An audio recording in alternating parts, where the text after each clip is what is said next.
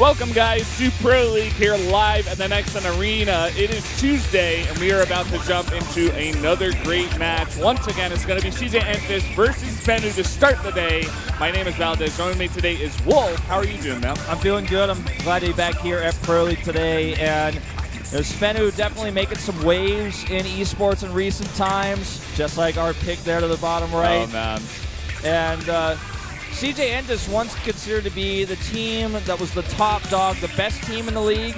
Unfortunately, sitting at a 2-2 score, just simply a +1 indicator. Not as strong as they would have hoped to be going into round 3, but on the other side of things, SBENU with the exact same score. We've got so many teams so close to each other right now in this league. It's really crazy. Before yesterday, there were 6 teams that were tied at 2-2. Of course, varying indicator points there, but as we get towards the end of round 3 here, we're already over halfway through. We're going to see these teams get more and more wins or more and more losses, and we're going to finally see who's going to make it to the round of 3 playoffs. But like you said, it is just so close here, and really any of these teams who are at 2-2 right now could make it through. Absolutely. So these are the most important days, though. These are the days where we're finally getting towards the end. And, you know, you start to lose momentum here, and you might not be able to make it through. So these are very, very important. And when you're this close, I mean, these two teams are at the exact same indicator point. When you're this close, every single win matters. Not just beating the opponent's team, but how well do you beat them? How many indicator points do you actually get? Yeah. I mean, the teams are this close that you could imagine a place where the 3rd and 4th place team are at the same, win to loss ratio, but one team has one extra win over them, so they get 3rd place instead. Yeah, so, and of course, seeding is everything as well, because you don't have to play an extra match, which could knock you out entirely. We've seen that a lot in the past. We even saw, for example, last round, or not last round, 2 rounds ago, StarTale making it very, very far. But then their opponent's team didn't even have to play against them. They just got that freebie, that early win, because they didn't show. It just goes to show, like, what if they had shown up? Who knows what would have happened? Pretty insane moments in Pro League history, if I may add. Today's matchup here, CJ Entis versus SBENU. This is going to be an explosive one, especially because we're starting with herO versus MMA on Echo, a 2-player map. That's a great map to start things off with. Yeah, it is. So we're going to go into BL versus Leonut with a Zerg versus Zerg on Expedition Lost. ZVZs on the map get pretty crazy. Then a big game on Cactus Valley. Hush versus Curious. Curious on fire recently. That error that you see there definitely not indicating his GSL results. Then we've got Sora versus Bomber to close things out. Sora, bit of a dark horse in recent times, but we'll see how Bomber's playing today. He's been showing some great games in recent times for SBENU. That he has. Also, if you will look at the lineup, SBENU choosing to not bring any Protosses. 2 Terrans, 2 Zergs, but if you look at CJ Entis, 3 Protosses and 1 Zerg, their star player in Vial. So really different teams favoring the different lineups. Of course, SBENU maybe not the strongest Protoss players overall. They choose to bring the Terrans and the Zergs. So pretty interesting lineup there. Yeah. Now notice these team scores like we were talking about before. So many 2-2s. Things have changed a little bit with their yesterday results that we had. Jin Air dropping down actually to 2-3 with -2. That's a bit of a rough one. We will be seeing later on MVP versus Prime. And Prime, man, can they win a single set? That's what we're hoping to see maybe from them today. Well, this is so good for MVP, in fact, because they're at 2-2, but they've taken down some stronger teams. They have still yet to face Prime. So that's a huge win that they're hoping to get under their belt. Prime right now, I think they've taken 1 win, if I'm not mistaken. Like, not a match win, like a set win. Yeah, I think either 1 or 0. It might actually be 0 this round. I'll have to go back and check. But they've had a really, really tough time. Looking at those 2 CJ players, herO and Bill, that are tied at the top of the winners ranking. If they actually win today, they will, of course, get into 1st place. herO's trying to end his 8-game losing streak in official matches. This, of course, refers to his matches here in this studio, as he did beat Dream in the GSL, but didn't get out of the group anyway. SBENU lost 2 matches after winning their first 2, and we'll see if they can actually start to get their matches back up to a positive record with the 3-2. Yeah, SBENU, so much hype coming into round 3, but then they hit some of the stronger teams, especially SK Telecom, and they kind of fell off a bit, really securing like a middle-of-the-road, middle-of-the-pack spot for SBENU. They still got a lot of great players that are playing quite well these days. So I'm really excited to see them coming out again here today against another strong team in CJ Entis. A win today versus CJ Entis would be great for SBENU, because it just shows that they're able to go against the best teams and do very well. Now, some of you might be saying, well, at this point, CJ Entus isn't one of the best teams? I would still say yes, even though the results haven't quite shown it. Yeah, for sure. They've still got the talent in their lineup. They have, the big three still. They got herO, Byul, Byung, and surprising, actually, that Byung doesn't come out today. Yeah, a bit surprising, and I'm a bit surprised we don't see him as much in general, as I feel like he's been one of their best players in Pro League for all time, since last season especially.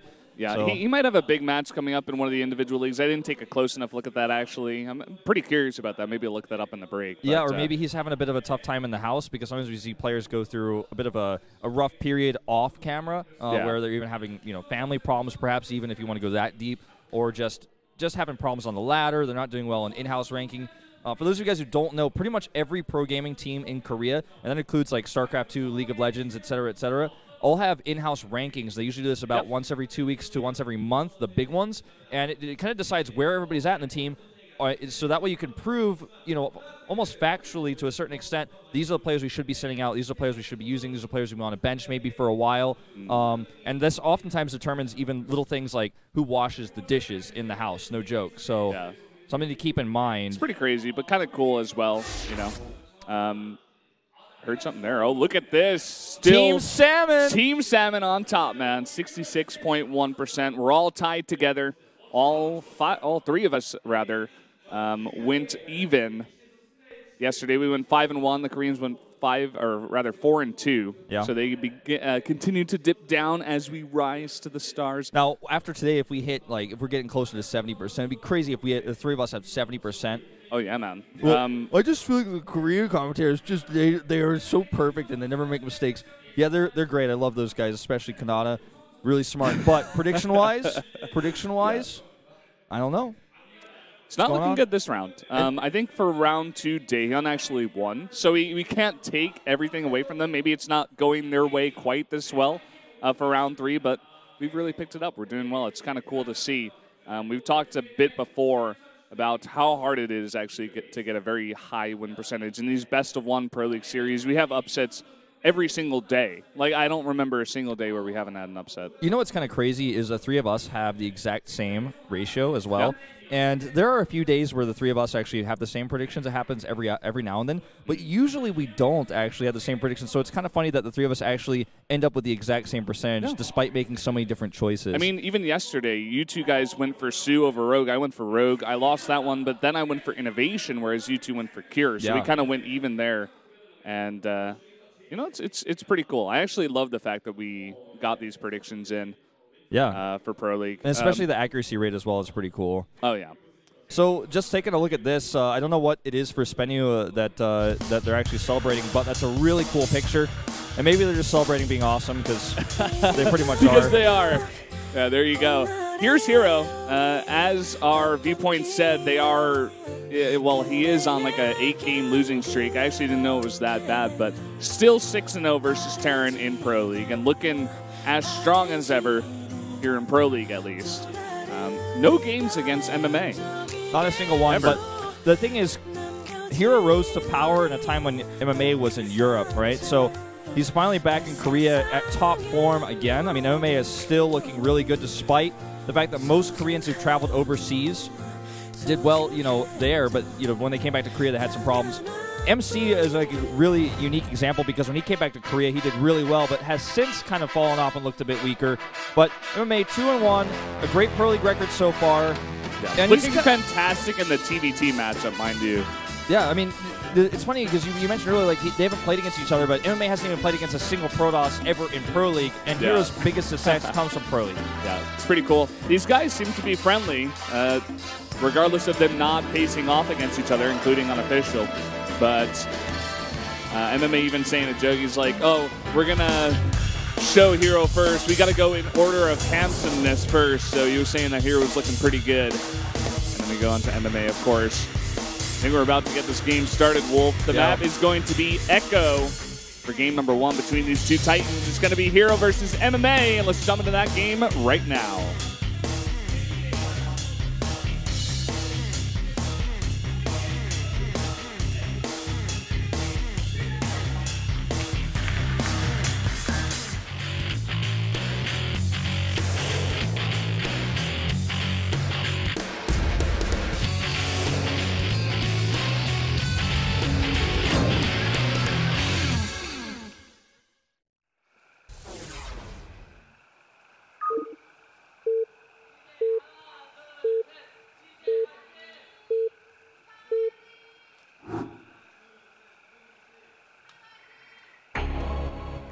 Down here in the bottom right, in the yellow for CJ Antis, the Protoss player, it is herO. And his opponent to the top left in pink, in fact, SBENU, it's MMA. So here is somebody we see all the time in Pro League. Once considered to be on the top of the world, one of the best Protosses. Oh, actually, I'd say he still is, but he's had a bit of a rough time recently. So I'd say until very recently was considered to be, by many, the best Protoss in the world, right? MMA, on the other hand, let's talk about his history because this guy has been around for a long time. Cute GG girls aside. This guy originally became famous by joining Slayers. He was often called the son of Boxer because Boxer spoke very highly of him, and it was Boxer's team at the time. A team that was not without problems, but was a GSTL champion team, had a ton of success early on, and found some great sponsorships, picking up Intel, and having that Razer sponsorship as well. And the team looked solid. They had great players, a lot of them still around today. Then he moved, later on into several different teams, so bouncing between Axiom and then going into his Acer sponsorship. And now he finds himself sponsored by SBENU here and is with this team of players that basically all came from different places. And so I wonder how well he's adjusting to this, because he himself has seen quite a few team houses, seen quite a few different realms of practice. He's lived in Europe.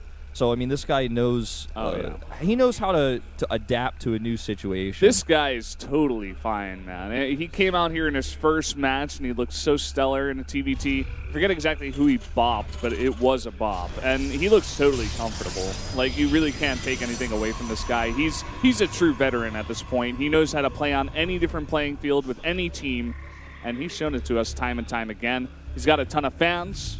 Great-looking guy. So something we're starting to see a lot more of recently, which is kind of surprising that we didn't see it in the Korean meta until just now, is this block off at the top of the little chin. So you can't let the Reaper, deny the Reaper from bouncing up.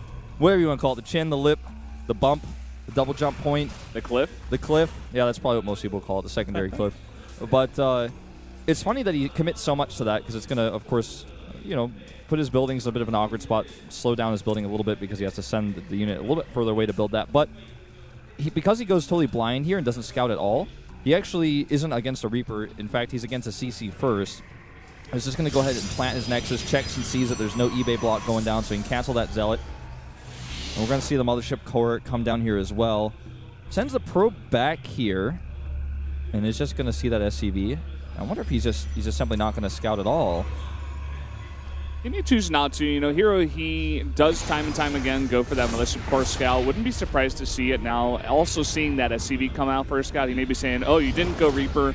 Also, you're scouting with just an SCV. Could have been CC first. Maybe I send my Mothership Core over there. But he's going to keep it at home for now. And especially on a map like this, it's not even like, if you can imagine, like Cactus Valley, I guess you would call it like close spawns. You can send that Mothership Core over here. On this map, they're all the way in the two different corners, so he's got to go left and then up, or right and then up. Yeah, and on some of those maps, like Cactus Valley, even on Deadwing vertical spawns, you have some dead space. You can kind of hide the Mothership Core in it if it gets spotted. Whereas on this map, if you want to go cross, if you get caught by a group of Marines for any reasons, it's just simply going to die unless you have a recall. So he's finally going to send a probe out here, and he's going to be able to react to what he sees, but it looks like regardless of what he scouts here, he's already planning on going down the Stargate route. Perhaps to go into Phoenix's following an Oracle to shut down drops, because drops are so popular right now. But let's see what he decides to do after he scouts this early CC. Yeah. He's going to see the Marines, but that's about it. Sees only 3 here, so maybe saying, oh, okay, maybe going for that tech. He may decide to go for Phoenixes just to be safe, especially with the Stargate very, very late. Compared to, if you're going to go Oracle, you maybe want to get it out a bit faster so you have a better chance of doing damage. We saw Myungshik using Phoenixes really, really nicely against Maru. He still got bopped, still lost that game just because Maru's a god. But regardless, it looks like he's going to commit to the Oracle, though. That he is. And already we see MMA actually keeps a Widow Mine at home. And if he has that in the right position, perhaps behind a satellite dish or a refinery, maybe he can actually kill the Phoenix right out. Where did he hide that? Did you see? I'm going to check. You check that out with your Observer PC. It's right behind the refinery. Okay, so as you can see here, he just moved it for just a second. Probe comes and checks and actually sees there's nothing at the front, which is kind of funny. Even attacks the bunker temporarily to aggro that. Yeah. saying to MMA, oh, you better get your guys back in that bunker. And we're going to see him actually commit to Phoenixes as well. Yeah. There's a couple out here. And we do see that the Widow Mines have been removed from the base, 2 of them in a medevac going up across, so they're not going to be here for the defense. There is a turret he made. It's very well placed. Unfortunately, not going to be able to protect that building SCV, but doesn't have too much to worry about with this many Marines and a turret at the natural as well, so this only gets 1 kill. Yeah. He's got the Phoenixes back at home. He's going to have 2 possibly once this hits. Maybe just 1, though. All right, he's going to come in and drop both of these Widow Mines in. Oh, he doesn't lift. He's going to kill the medevac. Yeah. But he doesn't have any detection. Oh, this didn't go off. Oh! He didn't even know. 9 kills. What? Oh, I didn't even notice either. There comes that detection. That's a huge amount of damage to come out this early on in the game. It really is. That was just a great move by MMA. Did he like unburrow that or just stop the attack? I wasn't even sure. I was more paying attention to the Phoenixes, so I'm not 100% sure, but yeah, it might have just been a coincidence. And I think that was a bit of Hero just being quite flustered in that moment. And the Oracle did very little damage. And now he's going to come across the map again. I think kind of just to see if there's a push coming across. He wants to scout a little bit. I don't think he's going to get much attacking damage done here. MMA already reacting, getting some Marines back into position. And if he committed there, he would just take too many losses on those hit points on the Phoenixes. Yeah. Now he's got 3, but still, he needs to be very careful with these. Yeah, he can't go up against all those Marines just right now. But you'll see this time and time again, like the best Protoss players, they'll never fully commit their Oracle to a ton of damage. You know, maybe you get 4 or 5 kills total, and then it goes down. They'll just keep it alive because it's so useful later on in the game for scouting purposes. And just seeing exactly what your opponent is doing, get a lot of tags on the army, see where the medevacs are going even. Yeah. It's a great unit overall, like early, mid, and late game. Absolutely. We do see a 3rd base come down here for Hero because he has these Phoenixes. He's got a lot of map vision right now as well to stop drops that might come in and attack this. And with Phoenixes, you can shut that down pretty hard. So MMA, of course, going to be quite reluctant. Even a move out here, this push out, you can see that. You can tag it. Going to try to damage this a little bit. So this attack that's coming across here, still quite strong. There's only 1 Colossus on the map, so killing these medevacs is going to be nice. If he could slow this down, that would be huge, because only 1 Colossus and 2 Stalkers on the ground, not a single Zealot on the map. If he just engages this directly, yeah. If it finishes, he'll have the Nexus Cannon, but okay, he just warped in a few more units. Zealot, a few sentries. It's still going to be a tough to hold push. He's going to need a lot of great force fields too, but MMA already setting up a nice little concave, kind of zoning out the units of the Protoss. And he may just go for the attack, but he's got to be careful about going up that ramp with all those sentries. Doesn't want to get split in half. Oh, losing 1 Phoenix here as well, trying to catch that medevac. More and more reinforcements coming across. MMA does not have to force the issue here, but he definitely does have a good opportunity to do damage. His 3rd base is nearly completed at home. He'll have to lift it and move it, but he's still in a position to continue pushing across with this army. He's got a lot of Marauders in this mix, which is really important to note. He's about to have +1 armor as well, but ranged finishes here. Yeah, it's really going to help out. He's got 2 Colossi now. MMA just trying to split up his units, come from 2 sides, but Hero's control right now is so fantastic. He's just keeping MMA at arm's length, you know, just pushing him away at all costs, and MMA trying to find a hold here, but Hero doing a great job holding it off for now. Constantly revealing this army using the Oracle as well, plus the fact that he was so patient with his Mothership Core. He only just now used his very first Nexus Cannon, so he had 200 energy for so long. He still has over 100 now, building up back again, so very energy efficient with that Mothership Core. A ton more units rallied across the map, but I feel like the strength of this push will wane over time as more and more Colossi come out. Blink is going to finish, so he's going to be able to chase these units as they try to posture. Still a lot of army. Yeah. If MMA can find or try to get Hero in a bad spot here, he could do a lot of damage. But we see Hero adding a lot more gates here, just trying to get a big army up to defend against this, because he knows, you know, he's had that 3rd base way ahead of Hero, or MMA rather. MMA is only now going to move that over. Now, one thing that's really important to note is that the 1-1 upgrades are done. 2-2 starts, and just now are the forges being added for Hero. So if he actually gets a significant lead in upgrades, like if he has 2-2 before 1-1 is done, it's going to be a massive upgrade lead that he can use to take some straight-up fights if he's able to realize this, if he's able to scout this. Kind of an interesting play from Hero, actually. We see him very often going for early double forge, but this time just trying to go for an earlier 3rd base and, you know, getting that Stargate tech out instead of the Twilight Council. It's kind of un-hero-like. Maybe those games that he lost against Dream, he's trying to rethink his style in PvT. Well, you know, playing, oh, hold that thought. There's no buffer for these Colossi whatsoever. And one will go down. The second one does survive, but a great pickoff here for virtually nothing. Now 4 medevacs boosting around. 3 Phoenixes are not going to be enough to deter this. He will have to use his Blink Stalkers.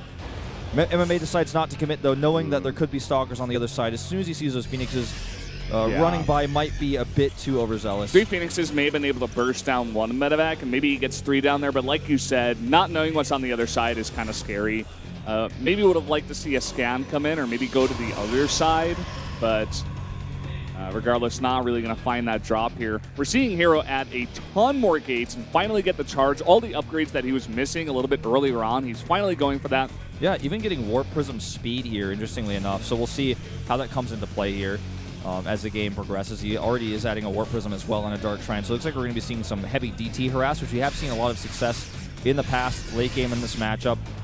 Especially versus some of these Terran players in Europe. MMA, of course, a Korean player who lived in Europe and played in Europe in WCS, but he's been spending all of his Chrono Boost essentially on these upgrades, especially the 1-1, so he is going to get 1-1 before 2-2 finishes for MMA, and that's very important, but he needs to be on top of getting 2-2 started right away so he can catch up. Oh yeah, for sure.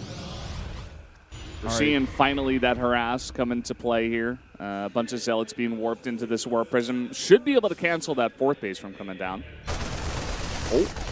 This Oracle from the beginning of the game, only 1 kill, but still so much utility. That Speed Warp Prism is boosting around the left side. Vikings have not detected it. It will actually scout that base to the bottom left. That 4th base for MMA, which he's chosen a very forward location. A few ghosts are now being added. MMA is one of those players that will consistently play late game TVP. He's not afraid of it.